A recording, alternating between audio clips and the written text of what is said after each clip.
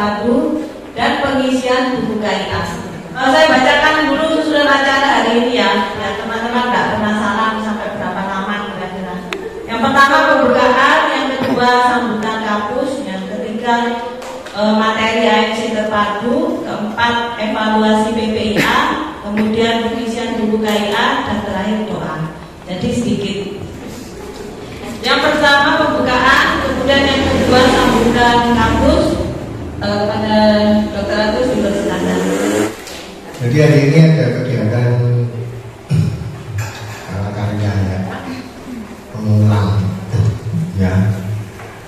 Nanti ya didengarkan aja ya. Yang jelas sebenarnya AMC terpadu itu kan bisa keluar kita ya. Cuma kan karena di sini medannya juga agak berat ya. Dan tentunya kalau AMC terpadu keluar ini kita butuh analis medis 2. Itu sudah kita alami ya. Dimaksudkan terpadu ya yang jelas harus ada dokternya ya, harus ada dokternya. Kemarin kalau tidak salah sempat ada yang share yang gemeli ya itu gimana ceritanya, sudah ini ya SD ya. Nah, itu makanya harus dilibatkan lintas sektoral yang tetap masuk kegiatannya stop produkan ya. Ngomong kita kumpul saya juga ingin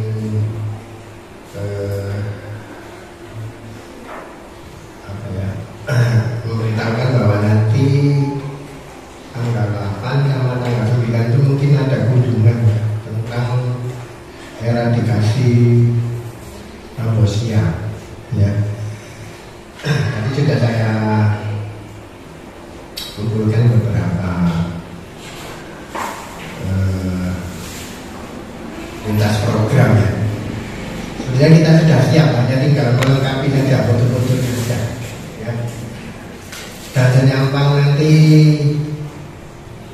tanggal 8 saya minta tolong Pak Agung nanti untuk saya kasih mandat karena saya mau berangkat pelatihan 4 hari saya tidak ada ya. Jadi nanti Pak Agung, dokternya nanti dokter Saila ya.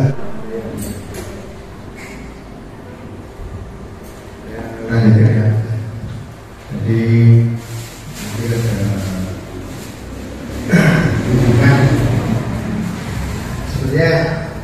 tujuannya yang pertama ini perang eradikasi. Nanti setelah provinsi baru dikunjungi oleh MKes ya. Puskesmasnya mana yang dituju ya tidak tahu, makanya kita siapkan saja. Jadi tolong nanti Pak Agung dibantu ya sama Bu Suratin untuk mempersiapkan. Mudah-mudahan tidak seperti ini ya, mudah-mudahan itu yang pertama. Terus kedua nanti sesuai jadwal Pak, hari Selasa nanti tolong teman-teman dikumpulkan lagi yang terkait dengan akreditasi ya. Kemarin saya sempat ke Dinkes, ternyata puskesmas ini sudah punya sertifikat tanah ya, jadi ada perubahan di DPCP-nya itu bahwa kita sudah punya sertifikat tanah ya. Cuma saya belum dapat salinannya ya. Jadi itu teman-teman ya, beberapa hal yang saya dapat 2 hari kemarin. Saya enggak ke puskesmas ya, termasuk acara itu ya. Makanya sekali lagi saya mohon keaktifan dari teman-teman ya, terutama melengkapi dokumen akreditasi ya. Oh, prosesnya kan nggak nggak tahu dong ya, makanya nggak tahu. Tapi kita siapkan hari itu sudah ngobrol-ngobrol nanti hari Selasa kalau terjadi tidak lanjuti ya. Mudah-mudahan sudah ada semua ya. Mohon bantuannya juga yang untuk Renstra yang kemarin sudah sebetulnya sudah digarap sih ya. Cuma saya sendiri juga bingung ini digarap ini benar apa salah. Harus bisa ya. Jadi besok hari Selasa nanti di ini ya. Kalau UKP-nya mungkin sudah banyak ya. Kumpulkan ya. Nanti ke itu ya, beberapa hal yang memang harus perlu segera dikerjakan tindakan ya. Kabar gembiranya karena PLT-nya sudah ada, masa klandik nanti jadwalnya bisa cair ya. Tapi nanti kan 2023 ya, minggu lagi nggak tahu siapa ya. Itu kabar gembiranya. Itu kabar lainnya ya, harus permintaan data. Terus mohon, kemarin saya di seri sudah ada satu kasus ya dengan COVID meninggal ya, di rumah sakit. Jadi tolong untuk UP-nya ya diperketat ya. Kalau memang kira-kira ke COVID ya, bila perlu dilakukan swab ya, dilakukan swab. Nanti bistik untuk laporannya yang harus dilengkapi ya. Yang terakhir minta tolong, kemarin saya sudah share PSPK ya. Tolong misalnya gini ya, PSPK itu awalnya sebenarnya nggak semuanya itu di Marino, karena nanti bakal jadi database sebenarnya. Mungkin itu aja yang bisa saya sampaikan. Saya mohon maaf, saya diwawancarakan dulu terlebih dahulu. Kepada Dr. Faisal dipersilakan. Assalamualaikum warahmatullahi wabarakatuh. Selamat pagi menjelang siang.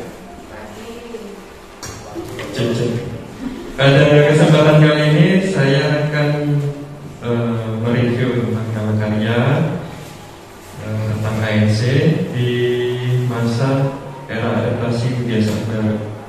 Mengingat kasus COVID saat ini juga sudah mulai meningkat, jadi kita juga harus mereview tentang ANC agar lebih bisa dimengerti. Mulai dari latar belakang,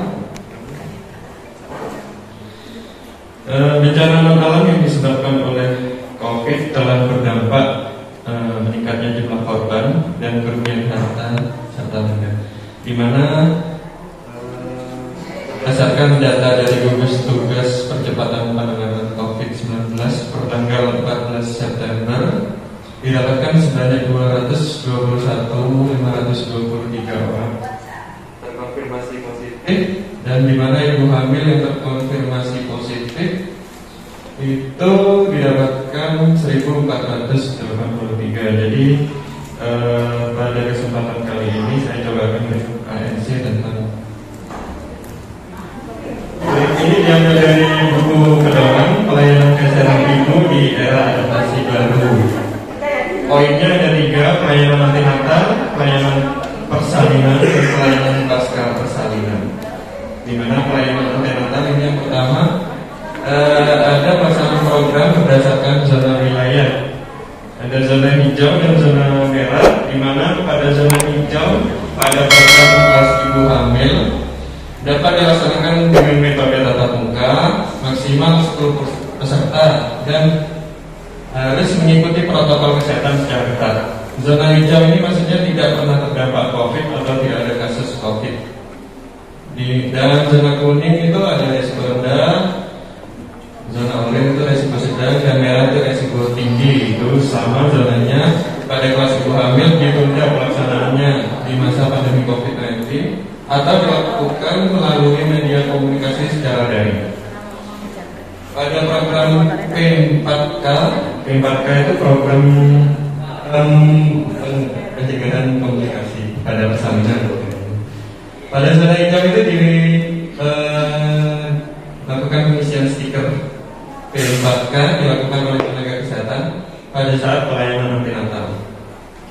Di zona kuning, oranye, dan merah pengisian stiker P43K dilakukan oleh ibu hamil atau keluarga dipandu oleh bidan melalui media komunikasi, jadi tetap melalui daring. Pada kegiatan AMP, otopsi pada zona hijau, otopsi verbal dilakukan dengan mendatangi keluarga. Pengkajian dapat dilakukan dengan metode tatap muka. Sama aja pada zona oranye, kuning, dan merah dilakukan melalui daring.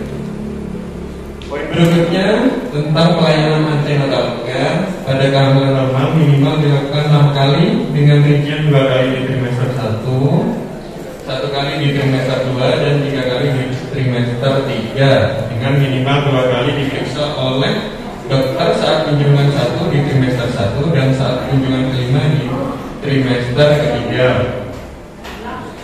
Pada MC1 di trimester 1 dilakukan screening faktor risiko oleh dokter dengan menerapkan protokol kesehatan.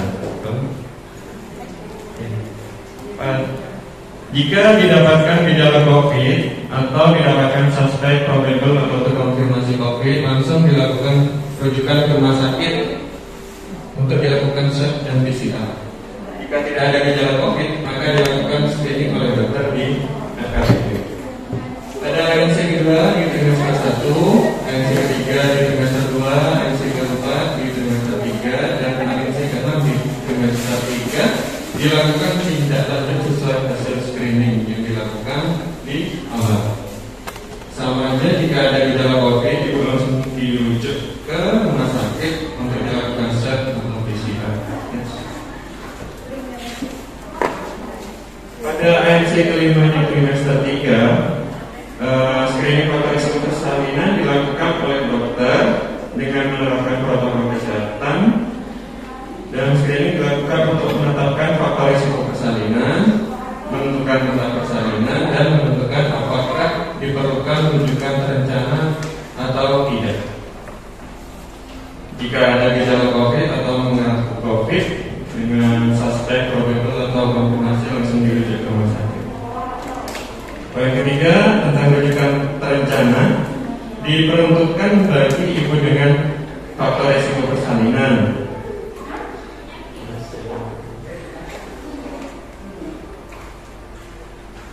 Yang poin berikutnya tentang janji temu dan atau registrasi adalah pendaftaran ke fasilitas pelayanan kesehatan untuk melakukan pemeriksaan antenatal, nifas, dan kunjungan bayi baru lahir melalui media komunikasi atau secara daring. Poin berikutnya tentang screening faktor risiko meliputi penyakit menular, penyakit tidak menular, psikologis, kejiwaan, dan lain-lain, termasuk pemeriksaan USG dokter pada trimester 1 yang dilakukan sesuai pedoman PNC terpadu dan buku kaitan.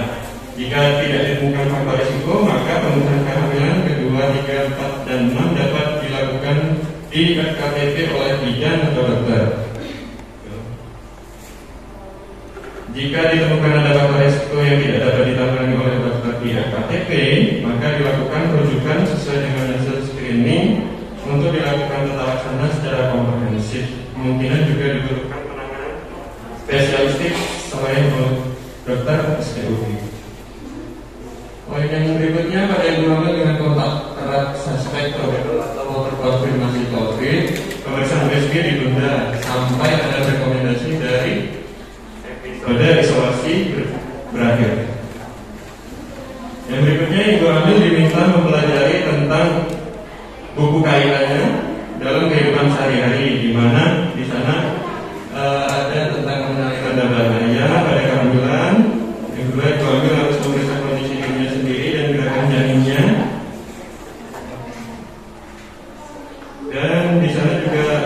ibu hamil juga akan memastikan gerak janin yang dirasakan mulai usia kehamilan 20 minggu.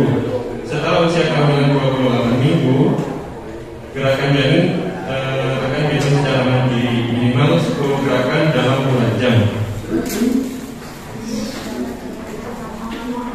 Dan juga ibu hamil diharapkan senantiasa menjaga kesehatan dengan mengkonsumsi makanan bergizi seimbang, menjaga kebersihan diri dan tetap melakukan aktivitas fisik berupa senam ibu hamil, yoga,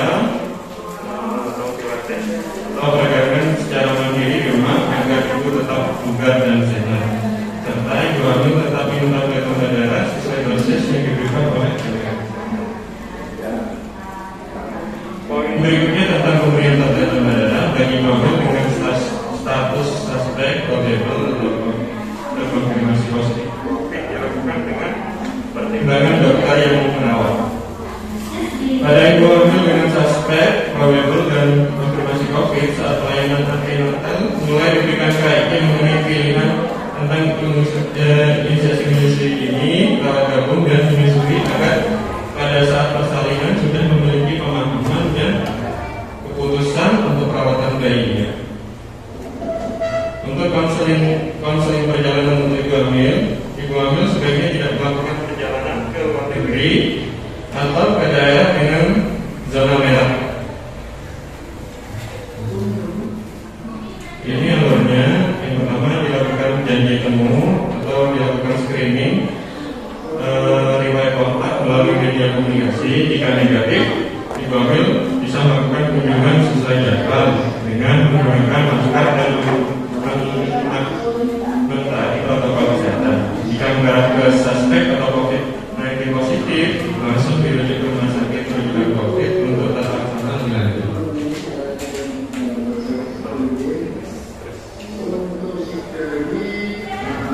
Yang kedua, pelayanan persalinan. Semua persalinan dilakukan di fasilitas pelayanan kesehatan.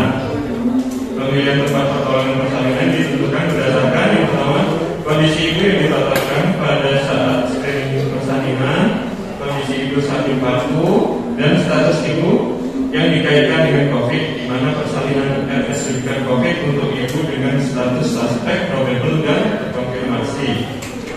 Untuk persalinan di RS non rujukan COVID itu dikhususkan dengan status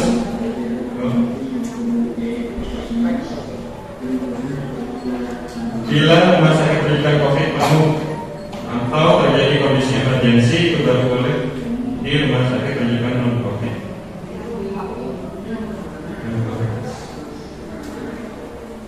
Terus ada rujukan terencana untuk ibu yang memiliki resiko pada saat persalinan dan ibu yang terkonfirmasi positif COVID.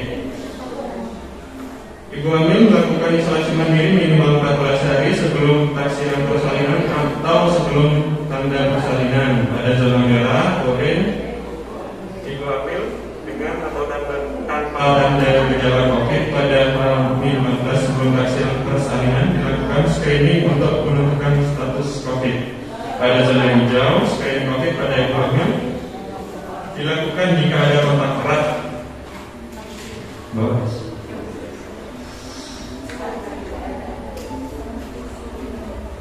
Terus yang terakhir ada pelayanan pasca salin. Pelayanan pasca salin atau ibu nifas dan bayi baru lahir dalam kondisi normal tidak terpapar COVID, maka kunjungan minimal dilakukan 4 kali. Untuk pelayanan KB pasca persalinan diutamakan menggunakan metode kontrasepsi jangka panjang sesuai protokol kesehatan serta menggunakan APD yang sesuai dengan jenis pelayanan. Ini zonanya kunjungan Sabtu itu dilakukan 6 jam sampai 2 hari setelah persalinan. Pada zona hijau itu, zona hijau dan zona kuning itu sama. Kunjungan di fase bersama dengan kunjungan yang level 1 dilakukan fasilitas pelayanan kesehatan. Yang membedakan adalah kunjungan 2 dan kunjungan 3. Pada zona hijau itu dilakukan di vaskes dengan protokol kesehatan yang ketat. Pada zona merah dilakukan secara kunjungan demam oleh tenaga kesehatan dahulu dengan janji umum.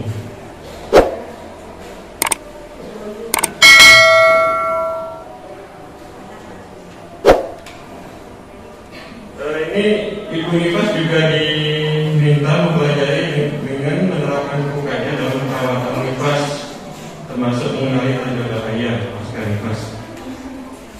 Untuk KIP pasca salin itu yang pertama menjaga hygiene atau kebersihan, menjaga kebutuhan gizi Ibu Nifas, melakukan perawatan payudara dan cara menyusui yang benar, istirahat, mengelola rasa cemas, dan meningkatkan peran keluarga dalam pemantauan kesehatan ibu dan bayinya.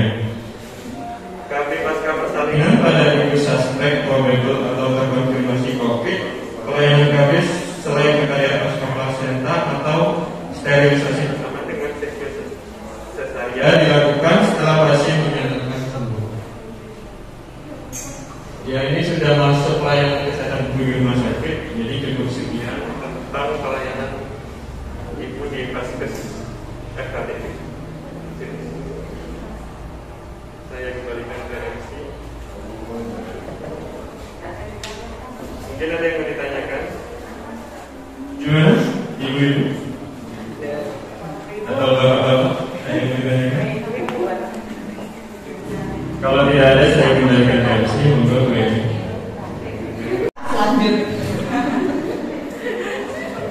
Acara selanjutnya evaluasi PPIA pada Bu Ati, dipersilakan.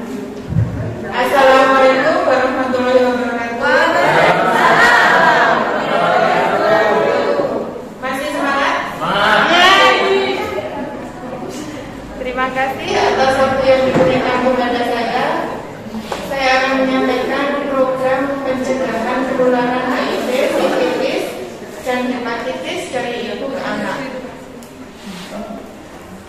Yang pertama yaitu penyakit HIV atau sifilis dan hepatitis B adalah penyakit menular seksual yang dapat berakibat kecacatan serta pembiayaan yang tinggi karena butuh perawatan yang berkelanjutan. Jadi membutuhkan biaya yang tinggi.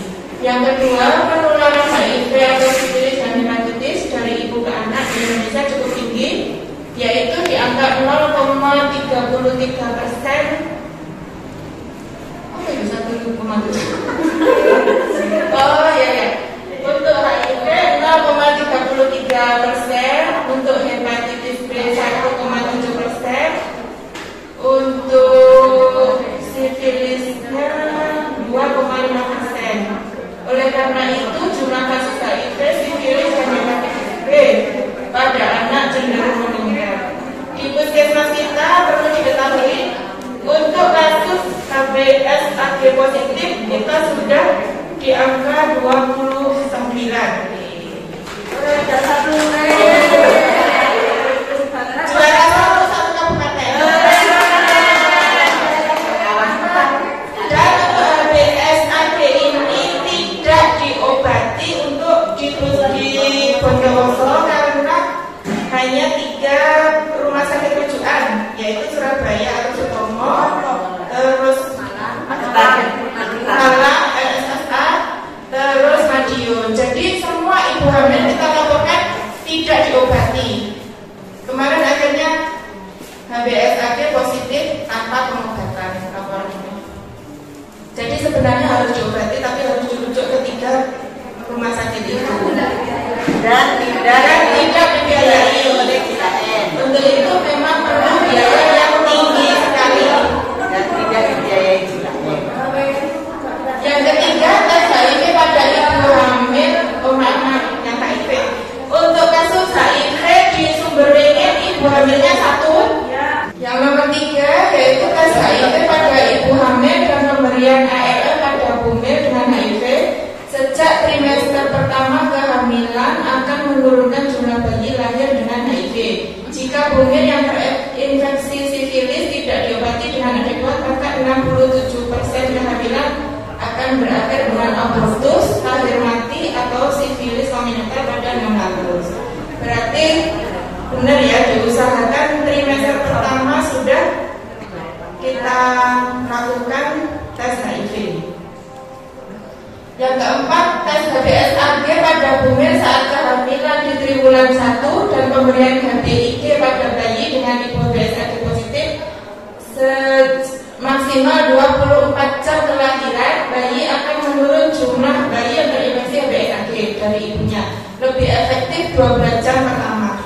Jadi HBIG ini bisa diberikan yang lebih efektif 12 jam pertama kelahiran. Jadi HBIG itu diberikan setelah vitamin K, ya, vitamin K baru HBIG, kemudian HB0, HBO dulu, HBIG.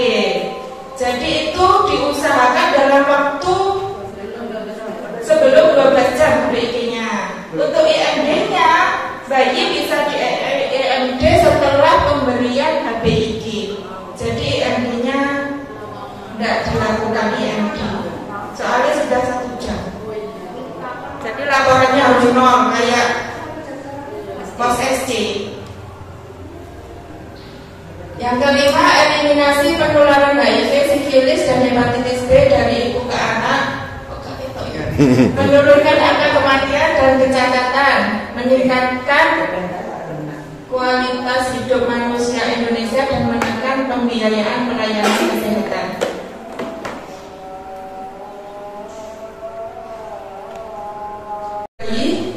Yaitu 67-90% dan bisa mengakibatkan abortus, lahir mati, atau sifilis kombinatan. Penularan hepatitis B ya, dari ibu ke bayi 95%. Jadi lebih tinggi penularannya yaitu hepatitis B.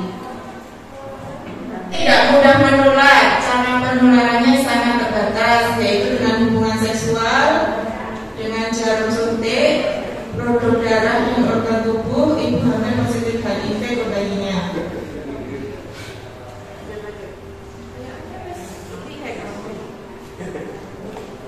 Ada yang perlu ditanyakan sampai sini? Penularan hepatitis B dari ibu ke anak secara vertikal, penularan hepatitis B dari ibu ke anak yaitu 90-95%. Prioritas deteksi hepatitis B pada ibu hamil, yaitu tindih atau tato itu juga berbahaya. Penggunaan alat pribadi bergantian, jarum suntik tidak steril. Mungkin ini aja yang ibu dengan HBsAg positif, bayinya kan sudah mendapatkan HBIG. Jadi nanti mungkin bisa dipantau untuk bayinya. Jadi setelah imunisasi dasar lengkap harus dilakukan tes HBsAg. Jadi usia 9 bulan. Mungkin kalau kita kasih tahu ibunya begitu persalinan, kita motivasi bu nanti bayinya 9 bulan dibawa ke puskesmas untuk persakit, mungkin lupa ibunya. Jadi saya minta tolong ke teman-teman wilayah, mungkin kan ada catatannya yang HBsAg itu siapa, nanti di usia 9 bulan kalau sudah campak langsung dilakukan pemeriksaan HBsAg. Mau hubungi PJ-nya aja, Bu Agustin ya. Jadi mungkin bisa dilihat itu. Kalau dikasih tahu mungkin lupa ya bayinya. Selama ini kayak apa tidak betul yang tidak ada ya. Mungkin lupa juga ibunya. Itu aja yang bisa saya sampaikan. Mungkin ada yang ditanyakan lagi.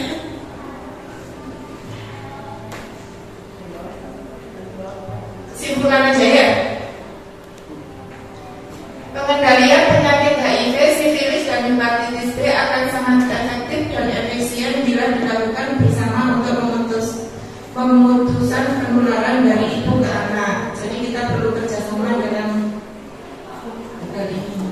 Diperlukan integrasi antara program KIA, HIV/AIDS, dan PIMS serta hepatitis di Fasyankes untuk tercapai eliminasi penularan HIV, sifilis, dan hepatitis B dari ibu ke anak.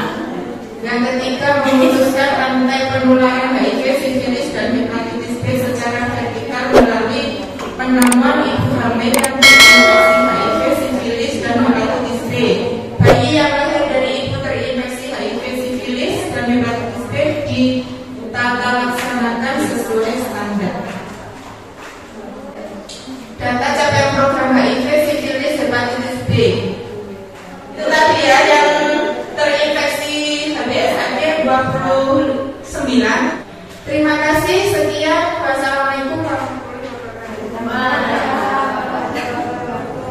Terima kasih Bu Ati. Teman-teman sudah semua ya tentang BPIA, nggak ada yang tanya soalnya. Kemudian akan dilanjutkan pengisian buku KIA oleh Dr. Kaisa, dipersilakan.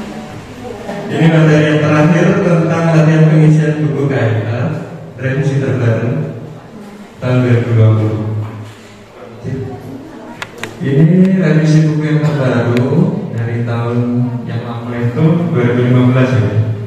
Jadi yang sekarang jumlah pertemuan antinatalnya itu yang tadi sudah disebutkan 6 kali pertemuan. Mulai dari daftar isi, itu isinya ada tentang informasi kesehatan, tentang kesehatan ibu dan kesehatan anak. Terus ada daftar isinya juga tentang kesehatan anak dan kesehatan ibu. Terus yang berikutnya ini tentang identitas, ditempel foto ibunya dan nama lengkapnya itu diisi sesuai dengan NIK serta suaminya juga.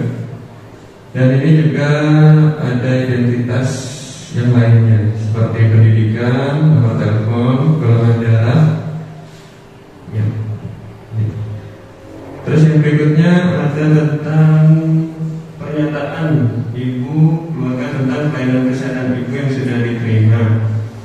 Ini yang pertama diisi HPHT, berat badan, tinggi badan, dan IMT bumilnya. Dan pada trimester 1, 2, 3 itu diisi pemeriksaan ke-1, 2, 3, 4, 5 sampai 6 pada trimester. Diisi pemeriksaan yang telah diperoleh ibu di tiap kunjungan kehamilan pada setiap trimester. Pada tekanan darah itu pastikan bahwa ibu tidak mengalami preeklamsi atau tensinya di atas 140. Dan pada pemeriksaan denyut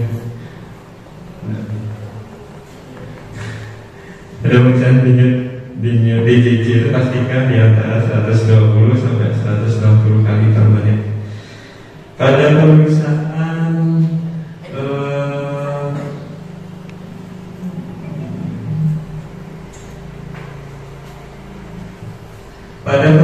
TFU itu diukur mulai usia kehamilan 20 minggu.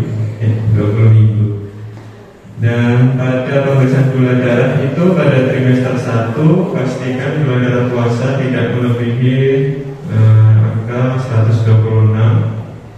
Gula darah ajaknya itu tidak melebihi angka 200 sampai 250.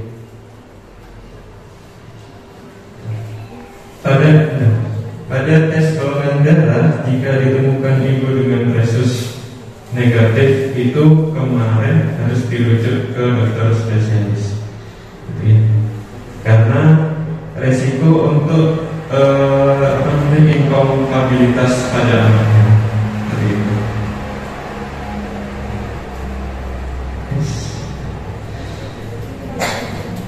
Ini pengawasan minum tablet tambah darah pada ibu hamil, diisi nama ibu hamilnya dan usia ibu hamilnya.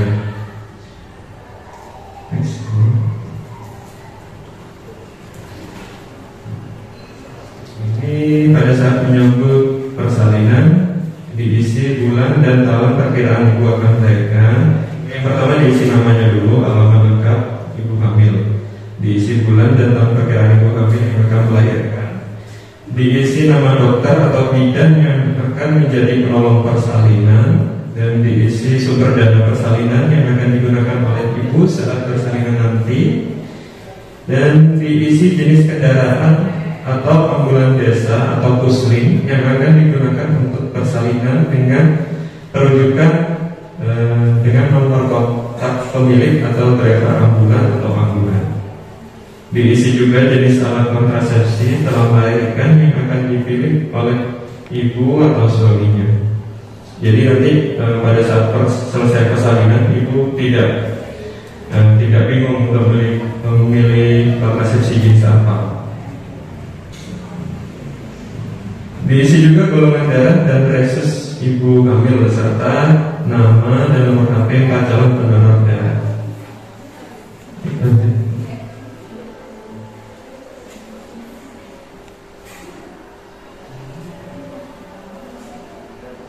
Ini evaluasi kesehatan hamil, di mana di sini ada status imunisasi TT, kondisi kesehatan ibu hamil, riwayat kesehatan ibu sekarang, apakah memiliki riwayat penyakit asma, TB, hepatitis, atau penyakit jiwa.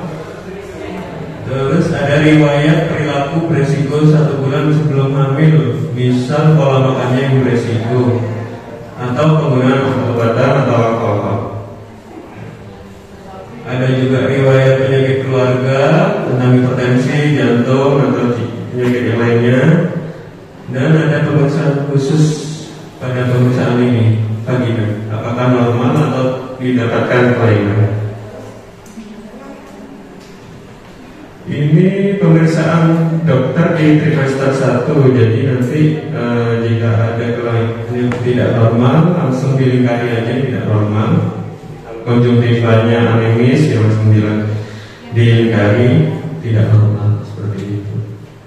Dan juga pada pemeriksaan USG itu dilakukan pengukuran GS atau gestational sac, atau pemeriksaan CRL. Nanti di dokternya yang tulis itu berapa senti, usianya, usia atau letak jaringnya juga ditulis nanti, DJJ-nya juga. Hasil USG-nya nanti terlampir di sana. Ini yang versi 2015 sudah ada, jadi kita yang terbaru.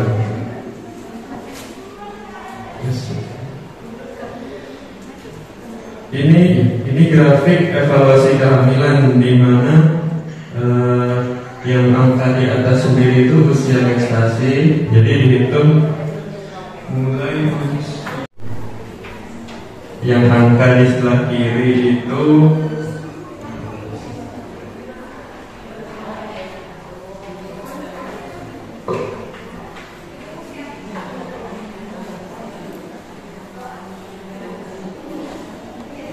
yang di atas itu usia yang pertama di gestasi, mulai dihitung dari usia 12 minggu. Yang nomor di kiri itu DJJ, yang nomor angka di kanan itu TFU, di mana pada DJJ itu diberi tanda X, pada TFU diberi tanda lingkaran. Dan pada mulai umur TFU-nya di usia 20 minggu ya. Jadi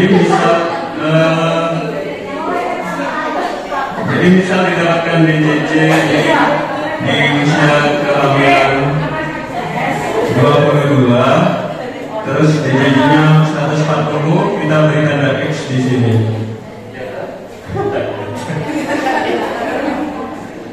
Pokoknya diberi tanda X. Kalau TFU itu diberi tanda lingkaran. Yang di bawah ini ada tensi, di mana sistol itu diberi tanda arah panah ke atas dan diastol diberi tanda arah panah ke bawah.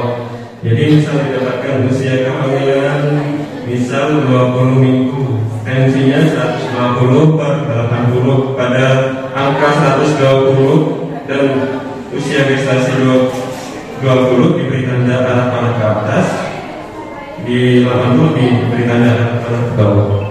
Di sini juga bisa dituliskan gerakan bayinya, kemudian proteinnya, apakah didapatkan protein positif 2 atau tanda-tanda preeklampsi, atau HB-nya juga ditulis jika indikasi anemia yang diberikan tablet tambah darah 2 tidak kurang dari 10, trimester 3 tidak kurang dari 11,5. Terus juga ada pemberian kalsium dan aspirin. Pada DJJ itu dihitung frekuensinya dalam 1 menit dan diberikan dengan tanda. Dalam pengisian DJJ didapatkan garis merah yang berada di antara angka 160 dan 100. Jika DJJ melewati garis merah atau di atas 160 atau di bawah 100, maka segera lakukan rujukan. Khawatirnya ada indikasi IUFD. Ya, TFU mulai diukur usia kehamilan 20 minggu ya. Frekuensi denyut jantung yang normal adalah berkisar 140 detik per menit dengan variasi 20 detik per menit di atas atau di bawah rata-rata menggunakan Doppler atau Linear.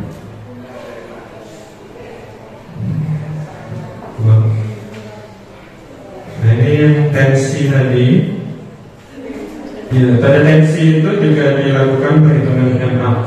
Apabila MAP-nya lebih dari 90, maka resiko preeklamsi meningkat dan dapat dilakukan rujukannya. Ini ada grafik pemantauan ibu hamil di mana pada area garis putus-putus besar ini range kenaikan ibu hamil dengan pada area grafik berwarna pink range kenaikan ibu hamil dengan BB prakehamilan normal.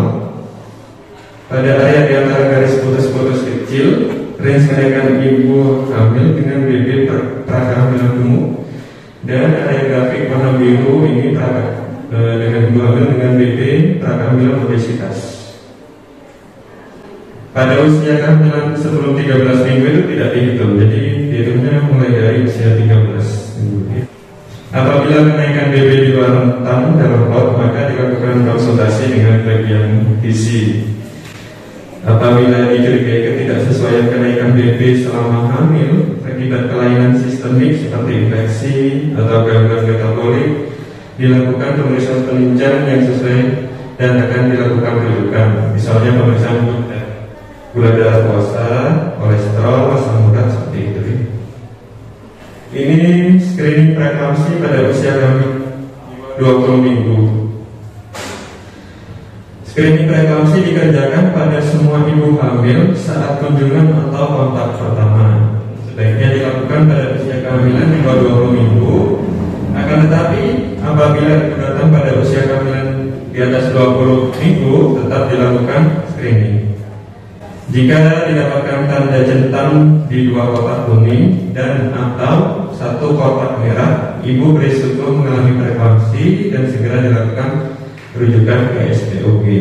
Jadi kalau misal didapatkan 1 kotak merah, langsung dilakukan rujukan. Kesimpulannya dituliskan sebagai berikut.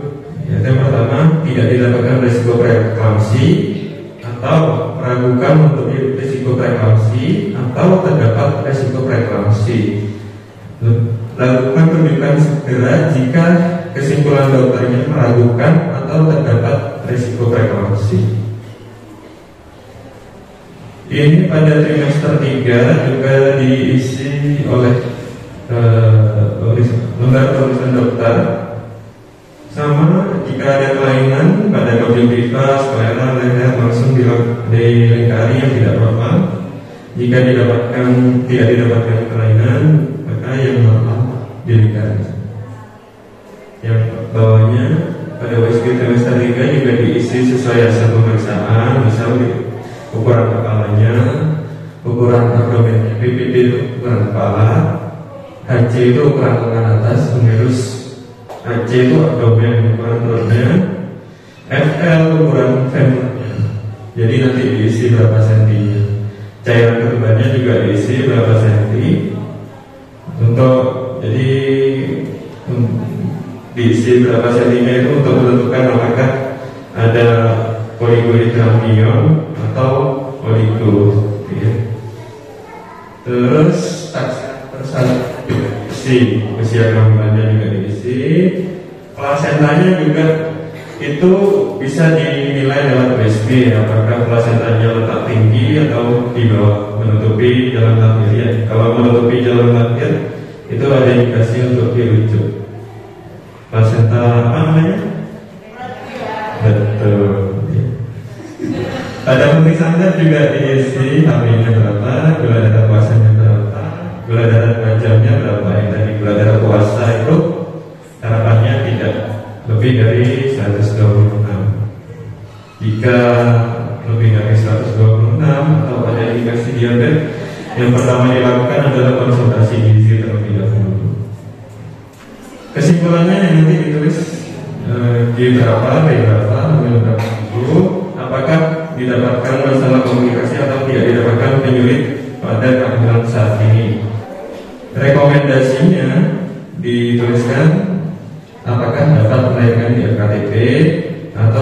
untuk menaikkan di FKRTL atau konsultasi dokter spesialis untuk menentukan tempat persalinan. Ringkasan pelayanan persalinan diisi berdasarkan data persalinan untuk prolog persalinan, cara persalinannya, dan keadaan ibu dilingkari yang sesuai, dan isi keterangan tambahan jika terdapat informasi yang belum tercantum di atas. Bayi saat lahir juga diisi, beratnya berapa, anaknya berapa, panjang badannya berapa, dan tingkat kepalanya, jenis kelaminnya juga diisi. Dan juga diberi tanda tentang pada kondisi bayi saat lahir, apakah bayinya sudah menangis beberapa saat, atau tidak menangis, atau bisa sampai meninggal. Asuran bayi baru lahirnya juga diisi dengan memberi tanda tentang. Ini ringkasan pelayanan nifas. Kolomnya diisi berdasarkan hasil pelayanan nifas, di mana kolom pertama diisi tanggal pemeriksaan, paskesnya juga diisi nama paskes yang melakukan pemeriksaan. Kolom keduanya diisi masalah yang diisi dengan masalah yang ditemukan saat pemeriksaan dan tindakannya apa juga diisi.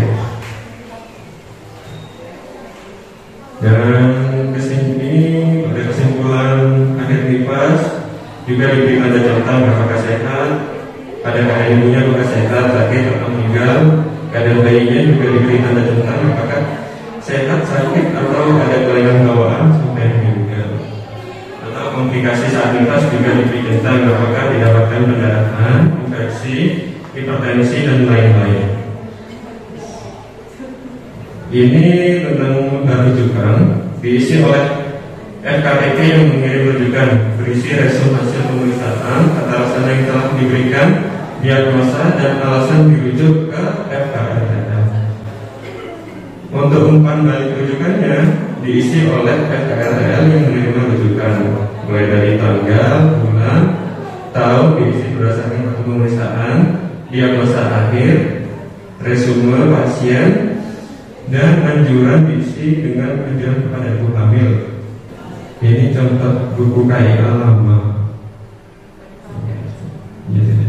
Mungkin cukup sekian dari saya. Mungkin ada yang mau ditanyakan? Di situ kan ibu menulis tanggal, tempat pelayanan, dan tenaga kesehatan mau mengajukan taraf sesuai pelayanan. Ini selama ini kita kayaknya sosialisasi yang berbeda sebetulnya ya. Itu yang kita sosialisasi kayaknya ditulis hasilnya, hasil pemeriksaan. Iya. Enggak. Emang yang kayak itu memang karena kita hanya menghilangkan pada tidak itu menulis di yang di grafik. Berarti selama ini kita katakannya ada pasien datang dari Sempol, dari Surabaya, itu dibukui tanda tangan. Nah kita jo ini piye? Riwayat kita tidak terbaca, sedangkan di grafik juga tidak ditulis. Akhirnya kita baca di atas itu, oh memang benar berarti kita cuma tanda tangan aja. Berarti selama ini kita salah. Harusnya kita cuma isi grafiknya aja. Oke, yang betul gimana itu? Yang betul. Kalau ini itu memang waktu sosialisasi itu ini tetap diisi, itu harusnya pasien, tetap tidak bisa diisi. Tetap kita isi hasil pemeriksaan kita, pasiennya tanda tangan di itu di atas itu. Iya. Tanda tangannya di atas itu bahwa dia pelayanan itu sudah diterima dia. Gitu. Tanda tangan. Karena kalau hanya grafik aja, kita tidak akan bisa sebenarnya ya pembedahan darah itu kita bisa lihat di depannya. Kalau tidak diisi tidak akan terpantau nanti. Karena di grafik itu hanya terisi tensi, nadi, TFU sebelum usia 13 minggu nggak terisi, betul nggih? Di grafik kan nggak terisi.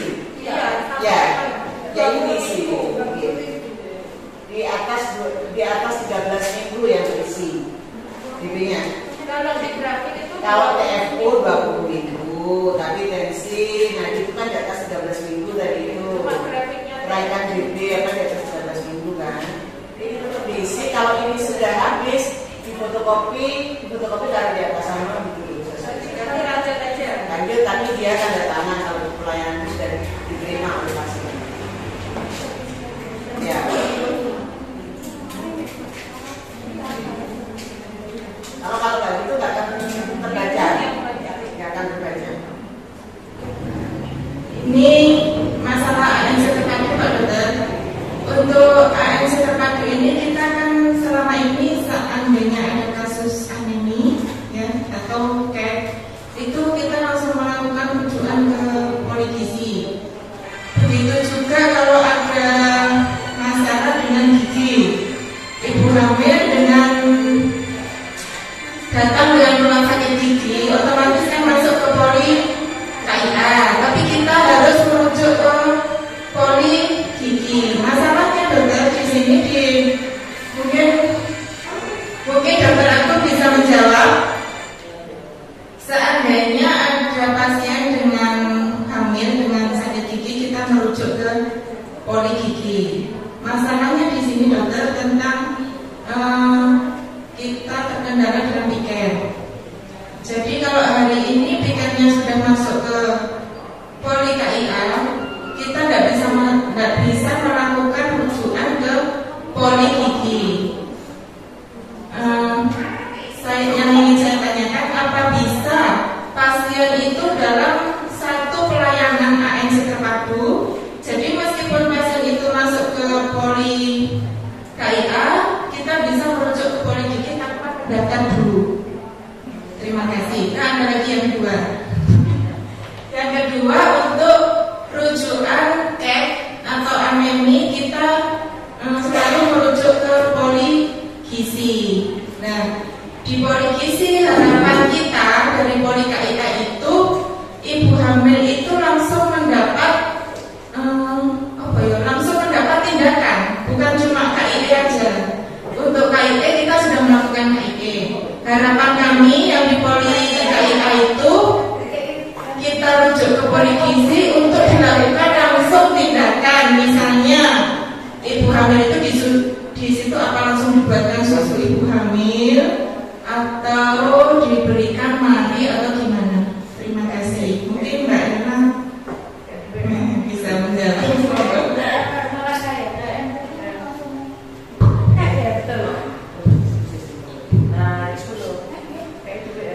Untuk pasien yang dirujuk ke poli gizi selama ini dikasih PMT, kebetulan masih ada PMT-nya ya, PMT lupa biskuit. Tapi jika nanti tidak ada ya mungkin belum bisa. Terus kalau masalah susu ya, kalau tidak ada anggaran juga tidak bisa mendapatkan susu. Jadi selama ini ya yang jelas KIE saja.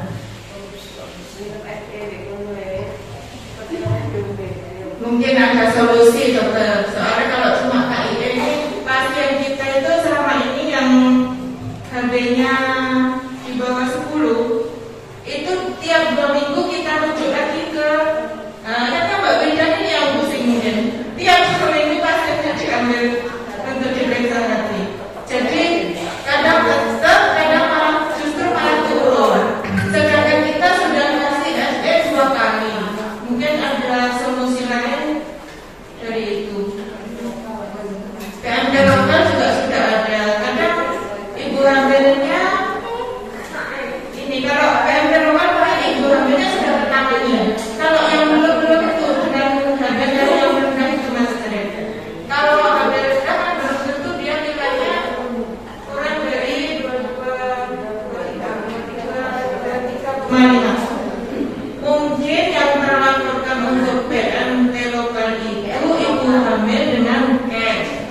Jadi nilainya dari sini benar nilainya bagus, tapi HP-nya rendah. Jadi dia yang resiko justru malah ibu hamil dengan anemi ini. Bapak PMT-nya di puskesmas. Mau menjawab yang tadi yang pertama dulu tentang merujukan bagaimana jika ada kasus ibu hamil dengan sakit gigi, apakah bisa dilakukan rujukan langsung tanpa mendaftar lagi. Kalau menurut saya sih di setiap unit kan pasti ada rujukan internalnya. Jadi bisa dibikinkan rujukan internal langsung ke poli gigi untuk mendapatkan terapinya apa seperti itu ya. Kalau misal dari didapatkan, misal ada indikasi untuk satu gigi, bukan dokter agung yang melakukan tindakan, nanti dilakukan rujuk balik oleh dokter agung ke poliklinik seperti itu. Mengenai masalah bagaimana jika sudah dilakukan pemberian FE, namun HB-nya tidak naik-naik gitu ya. Jadi pemberian HB-nya, pemberian FE-nya itu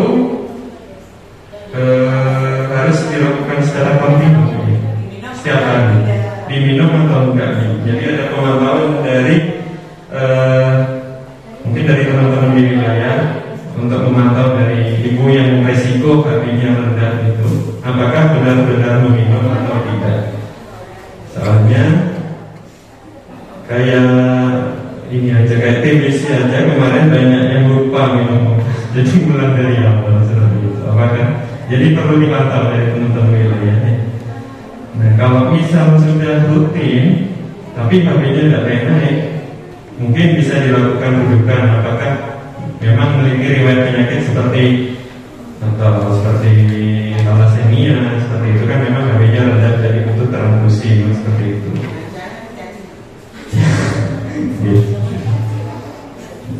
Mungkin ada yang ditanyakan lagi atau cukup jelas? Memang untuk ujian itu biar hanya bisa di satu poli. Jadi tetap akan secara ini di poli gigi tapi tidak bisa masuk ke gigi. Tapi masuk registrasi untuk poli